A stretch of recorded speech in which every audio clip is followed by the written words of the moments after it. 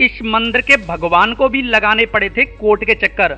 10 साल केस चलने के बाद पुनः अपने गर्भगृह में हुए थे स्थापित। पुरानी छावनी धौलपुर में विराजमान है भगवान श्री राम की वो अद्भुत प्रतिमा।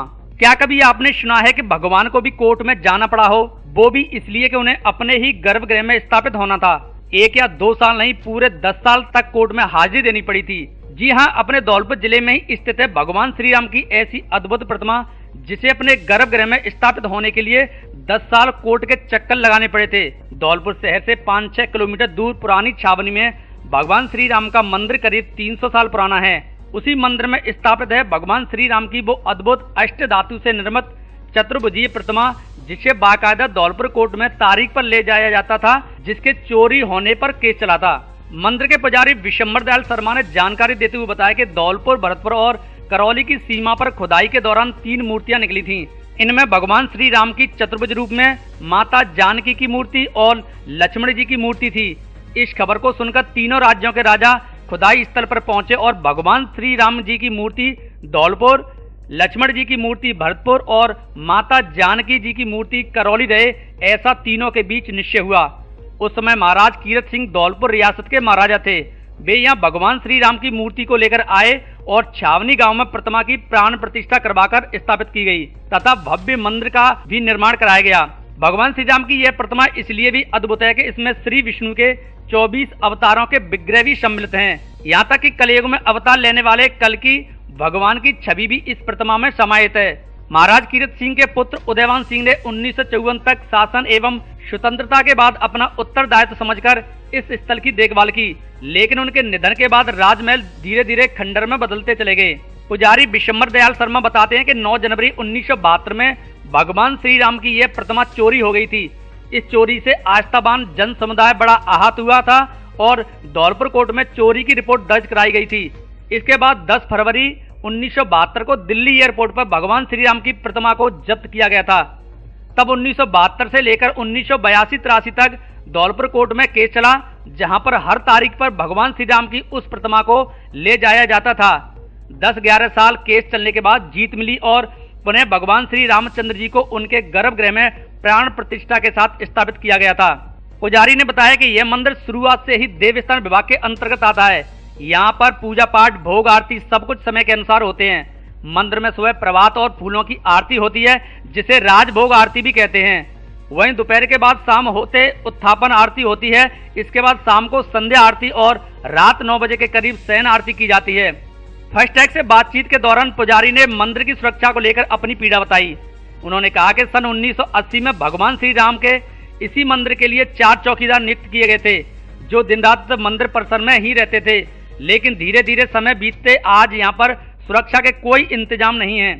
उन्होंने बताया कि इस संबंध में जिला कलेक्टर से भी मुलाकात करते हुए मंदिर सुरक्षा के लिए गार्ड नियुक्त करवाने की मांग को लेकर लिखित में पत्र भी दिया था और कई बार देवस्थान विभाग को भी कहा गया, लेकिन अभी तक कोई सुनवाई नहीं हुई है। पुजारी ने पीड़ा बताते हुए कहा कि आए दिन जिले भर में मंदिरों से घंटे, दान पेटी आदि चोरी की बातें सुनते रहते हैं, इसलिए हमें भी मंदिर सुरक्षा को लेकर डर सा लगा रहता है। दिन में तो हम सब पुजारी रहते हैं तो कोई तकलीफ नहीं, लेकिन रात्रि के समय में बहुत मुश्किल होती है। उन्होंने कहा कि हम फर्स्ट टैग चैनल के माध्यम से देवस्थान विभाग और प्रशासन से मांग करते हैं कि यहाँ पर सुरक्षा गार्डों की व्यवस्था की जाए। मैं विशंबर दयाल शर्मा, उस्ताद पुजारी रामचंद्र जी। ये मंदिर लगभग 300 वर्ष पुराना मंदिर है। इस मंदिर भगवान राम की जो प्रतिमा है, धौलपुर, भरतपुर, करौली तीनों स्टेटों की सीमा रेखा पर ये 3 प्रतिमा निकली। भगवान राम को बाद धौलपुर महाराज ले आए और श्री जी करौली महाराज ले गए और लक्ष्मण जी को भरतपुर महाराज ले गए। इस प्रकार तीनों प्रतिमा बांट ली गई। हमारा जो महाराज हैं धौलपुर के, तो गोद के थे मूल निवासी, लेकिन किसी प्रकार से वो वहाँ से खदेड़ दिया गया या कहीं भी, तो चंबल के एरिया में वो रहते थे। तो कहते हैं कि इनको किसी महात्मा ने एक प्रतिमा दी नरसिंह भगवान की। उस प्रतिमा की सेवा पूजा की तो पुनः हमारे महाराज को राज मिला। और ये मंदिर प्राचीन है। और जो मंदिर की ये क्या है, जो भगवान राम हैं वो भगवान के चतुर्भुज अवतार है और शंख चक्र गदा प्रदान किए हुए और भगवान के सभी अवतार विराजमान हैं। यहाँ तक है कि भगवान कल के अवतार, जो कल के अवतार भगवान का होगा कलयुग में, वो विराजमान है भगवान का। और ये मंदिर क्या है, राज की सेवा में आता है। समय देवस्थान विभाग के अंडर में आता है। हम लोग क्या है, पुश्तैनी पुजारी हैं, पीढ़ी दर पीढ़ी हमारा परिवार ही पूजा सेवा करता है।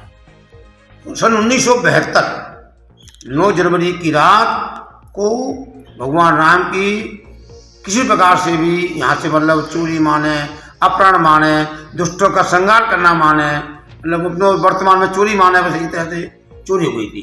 लेकिन प्रशासन के प्रयास से और ये प्रतिमा भगवान राम ने हमारे 10 जनवरी 1972 को ही वापस 9 फरवरी 1972 को वापस मंदिर में आ गए। करीब 10 वर्ष भगवान का केस चला। उसके बाद में उन्हें सजा वजा हुई चोरों को, और हम लोगों को पुनः भगवान अपनी मूल गद्दी पर आ गए।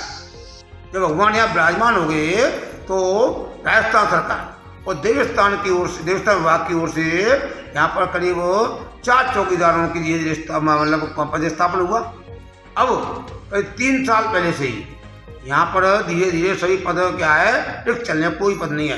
रिटायरमेंट हो गया किसी का, ट्रांसफर हो गया, अब वर्तमान में कोई भी यहाँ पर चौकीदार नहीं है। हमने इसके लिए बड़े रूप में, क्योंकि यहाँ दर्शन के लिए अधिकारी आया करते हैं, अधिकारियों से कहा है, अपने देवस्थान विभाग से भी कहा है हमने, और कलेक्टर साहब लिखित में दी, जो इससे पहले कलेक्टर साहब थे उनको लिखित में दी हमने। तो उन्होंने क्या हुआ को लेटर एसपी साहब को दिया।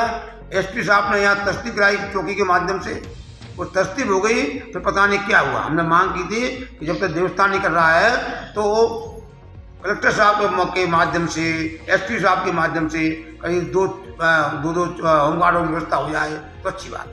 हम आपके चैनल के माध्यम से मांग करते हैं कि मंदिर की सुरक्षा हेतु राजस्थान सरकार, देवस्थान विभाग के माध्यम से या कैसे भी यहाँ पर अगर सुरक्षा के लिए एक 2 चार्ज मतलब होमगार्ड की या कैसी व्यवस्था की जाए तो अति आवश्यक।